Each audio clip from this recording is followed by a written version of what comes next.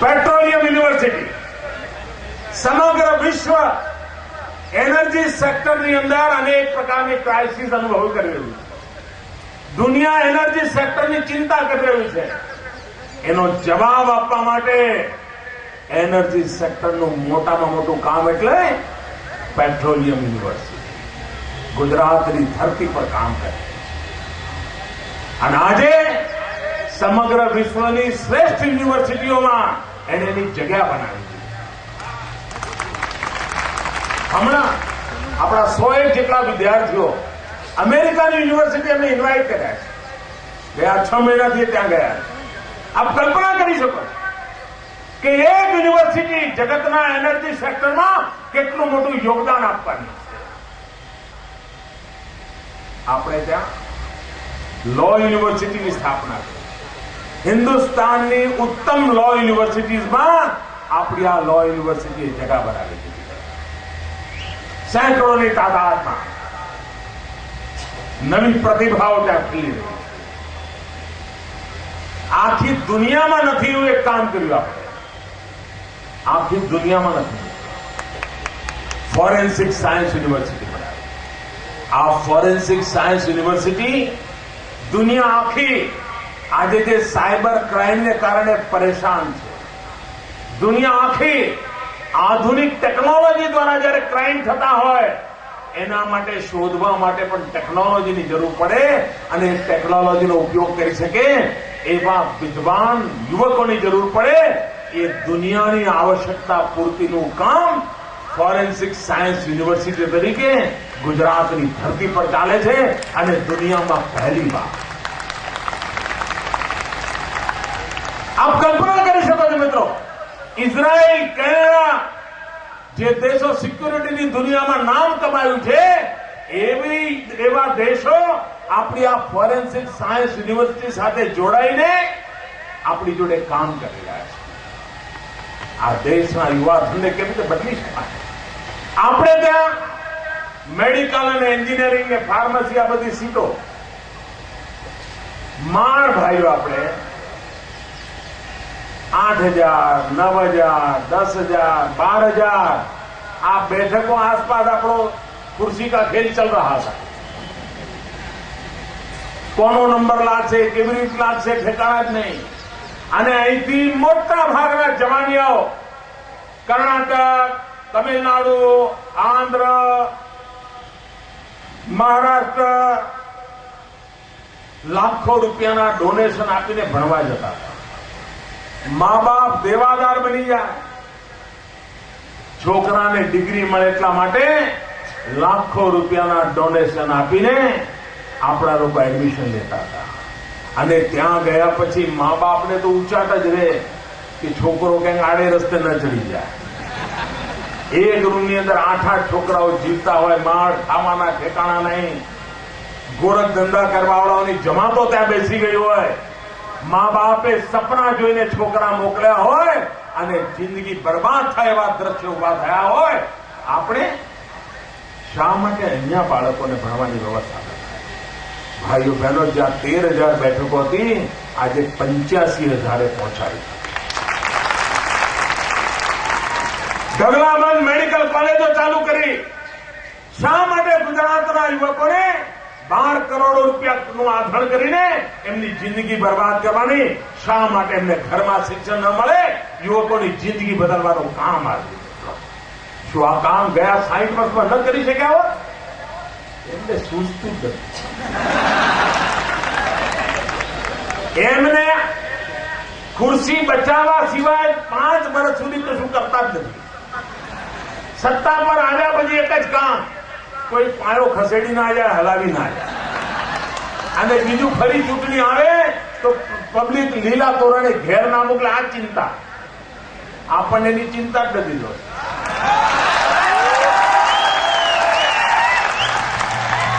આપણું એક જ કામ કે વિકાસ, અને વિકાસ ધરતી પર દેખાવો જોઈએ. આપણે કરી બતાવીએ. આ કાંકરિયા તળાવ એમને કોઈ રોક્યા હતા ભાઈ? કેમ એમને કાંકરિયા તળાવ નહોતું દેખાણું? અમદાવાદની જનતા એમને સત્તા નહોતી આપી? બજેટ નહોતા, પૈસા નહોતા, બધું હતું કે નહીં? એન્જિનિયરો નહોતા, આ બધું જોયું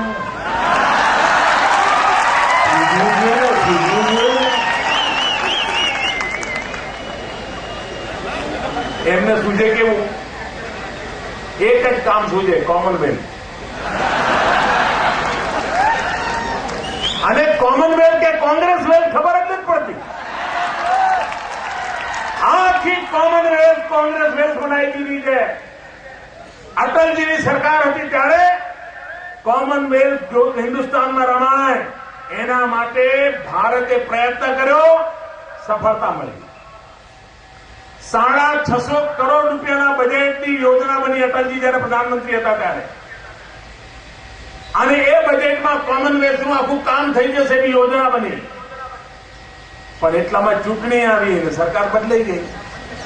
સાહેબ, સરકાર બદલાઈ ગઈ, અટલજી ગયા અને એવા આવ્યા કે 650 કરોડની યોજના 80,000 કરોડની બની ગઈ. કલ્પના કરો, આટલા ટૂંકા ગાળામાં એક કામ 80,000 કરોડનું થઈ ગયું.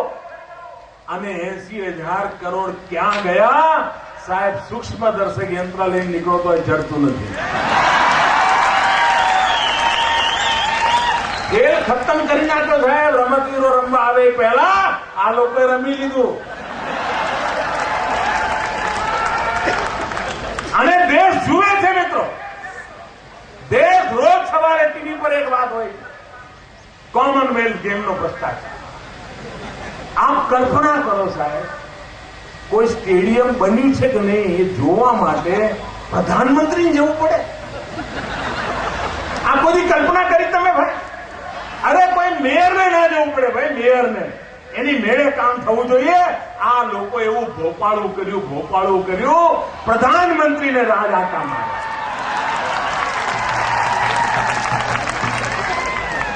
પાપ લીલાઓનો ભંડાર. અને કામ કેવા કર્યા?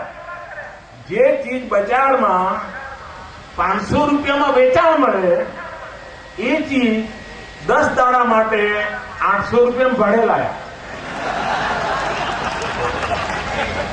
વાહ, ક્યા સીન હે.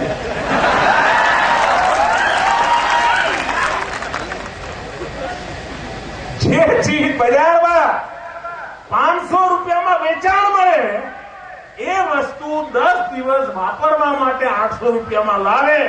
આનાથી મોટો સીન કયો હોય? અને આનાથી મોટું સીન કયું હોય? આ પાપી લોકો છે મિત્રો. એમને દેશની આબરૂની પડી નથી. દેશના યુવાનોને રમવા માટે વ્યવસ્થાઓ મળવી જોઈએ એની ચિંતા નથી. કટકી કંપની, બસ એક જ કામ, કટકી કંપની. હું અમદાવાદના યુવાનોને કહું છું કે મિત્રો, તમને જ્યારે મોકો મળે ને ત્યારે હમણાં વીર સાવરકર રમત ગમત સંકુલ બનાવ્યું છે અમદાવાદ મ્યુનિસિપલ કોર્પોરેશન મેન્કો પાસે. જોવા જજો મિત્રો. તમને જોઈને લાગે કે આ કામ કહેવાય, આનું નામ કામ કહેવાય. રમતવીરો માટે કેવી વ્યવસ્થા કરી શકાય તમે જુઓ, તમને ખબર પડશે. અને સમયસર કામ પૂરું કરી દીધું. જ્યાં અમદાવાદ કોર્પોરેશનના અમારા મિત્રોને કોમનવેલ્થનું કામ આપ્યું હતું ને કે આમને સાહેબ અભરાઈ મૂકે પતાવી દીધું. અને દુનિયામાં દેશનું નામ રોશન થયું. એક કામ પૂરું નથી કરી શકતા. અને હું આ દિલ્હીની સરકારને કહું છું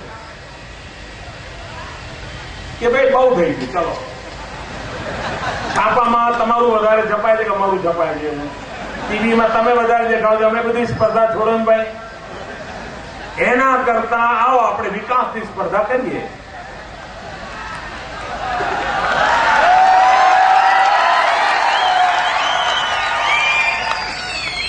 તમે કેવું કામ કરો છો, અમે કેવું કરીએ, આવો સ્પર્ધા કરીએ. તમે કેટલું કામ કરો છો, અમે કેટલું કરીએ, આવો સ્પર્ધા કરીએ. તમે કેટલા ખર્ચો કરો છો, અમે કેટલો ખર્ચો કરીએ, આવો સ્પર્ધા કરીએ. નથી કરવી, આવે જ નહીં સાહેબ. સ્પર્ધા કરવી છે, કઈ કરવી છે, આરોપો કરવાના. અમારે એમાં પડવું જ નથી. અમારે તો વિકાસનો રસ્તો માંગ્યો. અમારે ગુજરાતના જીવનને બદલવું છે અને બદલી શકીએ છીએ. લોકોને આંખ સામે મેં બતાવ્યું છે કે વિકાસ કેવી રીતે કરી શકાય. ગરીબ કલ્યાણ મેળા મિત્રો તમે કેટલાય વર્ષોથી સાંભળો છો ને? ગરીબી હટાવો સાંભળો છો ને? આ સૂત્ર સિવાય કાંઈ જોયું તમે? એક જ ગાણું ગાયા કર્યું અને હમણાં તો પાછા પોતાના પૂર્વજોના સ્મારકો જોવાઈ જાય લોકો. ઘણી વાર કોઈ રાજા મહારાજાઓ હોય ને, મોટા મોટા રાજા રજવાડા મહેલ બનાયા હોય, સમય જતા બધા ખંડિયર થઈ ગયા હોય, તેમના વારસદારો જોવા જાય કે કેવા ખંડેરો છે, કે આપણા પૂર્વજોને કેવી જાહો જલાવી હતી. સાહેબ એમ કેટલાક લોકો આજે ગરીબોના ઝૂંપડા જોવા જાય છે. એમના પૂર્વજોએ કેવા પરાક્રમ કરીને પેદા કર્યું છે કે જોવા જાય છે. એમના પૂર્વજોએ કેવું મૂકી ગયા છે જોવા જાય છે. ભાઈ આ ગરીબી કેવી લાવે છે આ લોકો, એના નમૂના જુઓ મિત્રો. શું ગરીબી સામે લડી ન શકાય? આપણે રસ્તો બતાવે. રાજીવ ગાંધી એમ કહેતા હતા કે દિલ્હીથી રૂપિયો નીકળે એ રૂપિયાને ગામડે જતા જતા ઘસાતો જાય ઘસાતો જાય ઘસાતો જાય 15 પૈસા થઈ જાય. આ મેં નથી કહ્યું, એમને કહ્યું.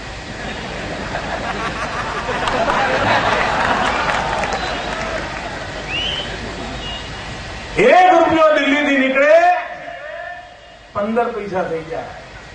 આ કયો પંજો 85 પૈસા ઘસી નાખતો હતો ભાઈ?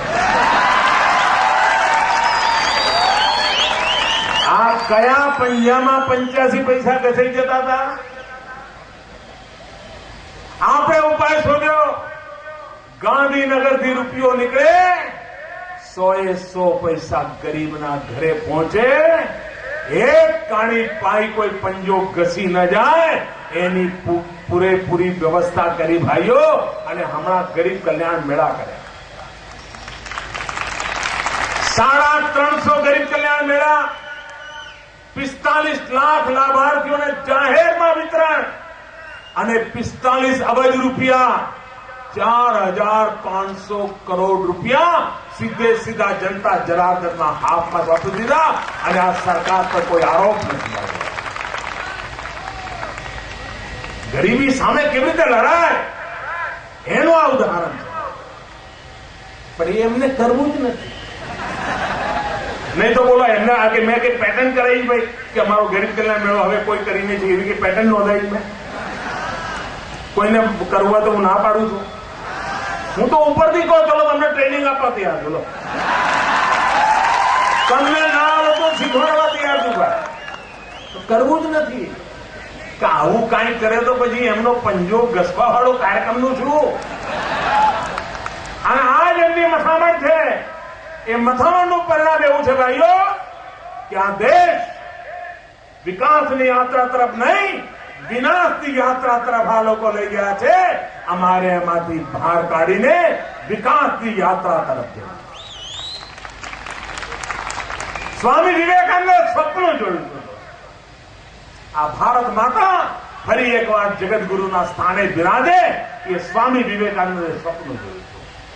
1893 સ્વામી વિવેકાનંદજીએ શિકાગોમાં જ્યાં ધર્મ સભાને સંબોધ્યું હતું, 1993 એના 100 વર્ષની ઉજવણી થઈ હતી.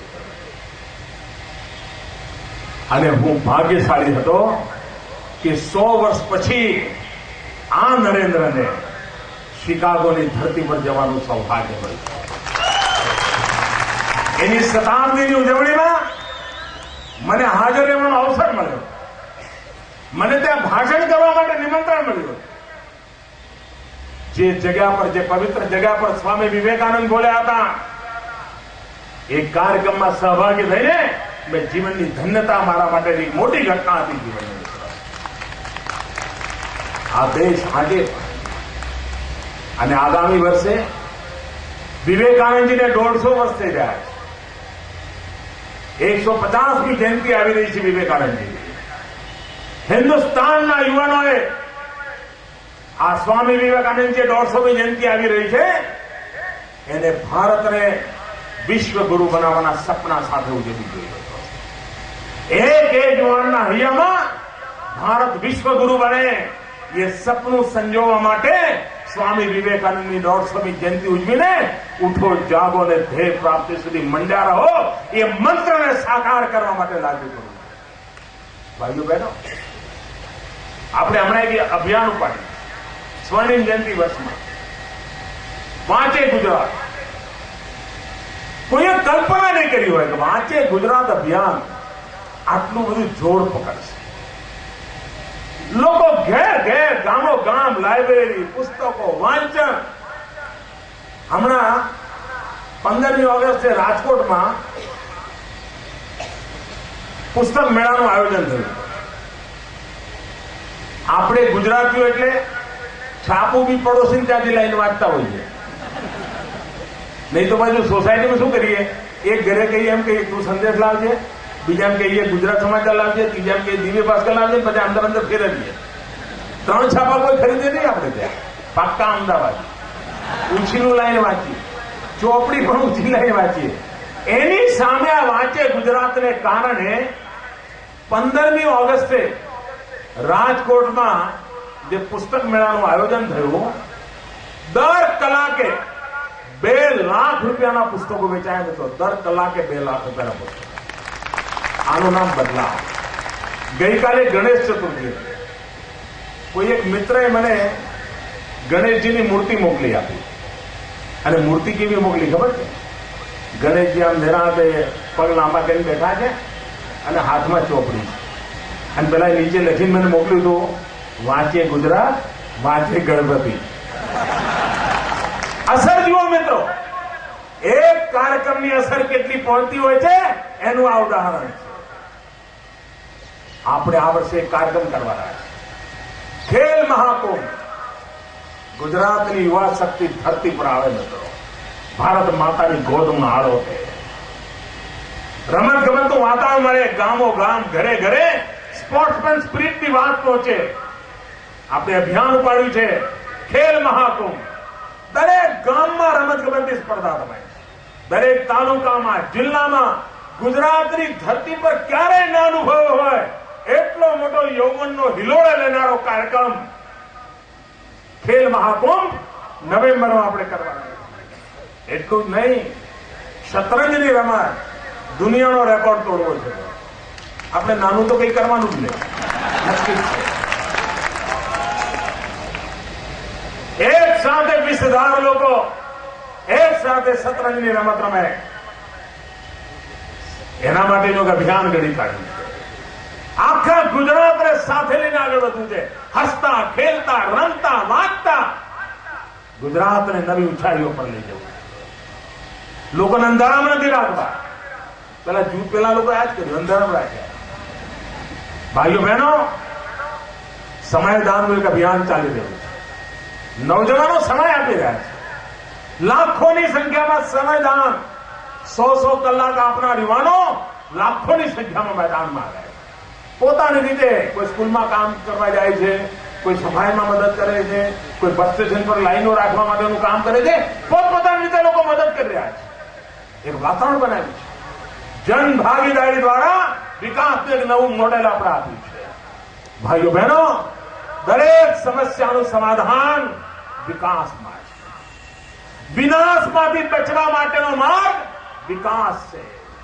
સપના સાકાર કરવા માટેનો મંત્ર વિકાસ છે. આવનારી પેઢીને કઈ વારસામાં આપીને જવું હોય તો એનો આધાર છે વિકાસ. અને તેથી ભાઈઓ બહેનો, ગુજરાતે વિકાસનો મંત્રને સાકાર કરવા માટેનું આહ્વાન લીધું છે. એક યજ્ઞ ઉપાડ્યો છે. એટલે હવનમાં હાડકા નાખવા વાળા હોય, વિકાસના યજ્ઞમાં હાડકા નાખનારાની જમાત, જૂઠાણા ફેલાવવા, રોજ નવું જૂઠાણું ચલાવવું, જૂઠી વાર્તાઓ ચલાવવી. અને આવનારા દિવસોમાં તો ચૂંટણી આવે છે ને, એટલે કલ્પના બારમાં જૂઠાણા ચાલશે. જાત જાતના આરોપો થશે. અને પહેલા તો એકલા હતા, હવે સીબીઆઈ પણ છે. બે ભેગા મળી કોણ કોના માટે કામ કરે છે હોધવું મુશ્કેલ પડે છે. અને મેં એમને કહ્યું તમારી પાસે જેટલા શસ્ત્રો હોય લઈ આવો ભાઈ, ચાલો એકવાર પૂરું કરી દો. તમારી પાસે જેટલા તીર હોય ચલાવી દો, જેટલા બોમ્બ ધડાકો કરી નાખો, હાલો. અરે ખેલ ખેલાડીના ઘોડા આ ગુજરાત છે. દિલ્હીની સલ્તનત સમજી લે, આ ગુજરાત છે. તમારા ગમે તેટલા જુલ્મ હશે, ગમે તેટલા અત્યાચારો હશે, ગમે તેટલા જૂઠાણા હશે, આ ગુજરાતની જનતાને નીર ક્ષીરનો વિવેક છે અને તમને પરાસ્ત કરીને રહેવાની છે. વિજયના વિશ્વાસ સાથે, વિકાસના મંત્ર સાથે આ નવજવાનો ભારતનું ભાગ્ય બદલવા માટે ગુજરાતની ધરતી પર સેવાનો યજ્ઞ કરીએ, વિકાસનો યજ્ઞ કરીએ અને સપના સાકાર કરવા માટે કામે લાગીએ. જય જય ગરવી ગુજરાત, જય જય સ્વર્ણિમ ગુજરાત. પૂરી તાકાતથી બોલીએ વંદે જય.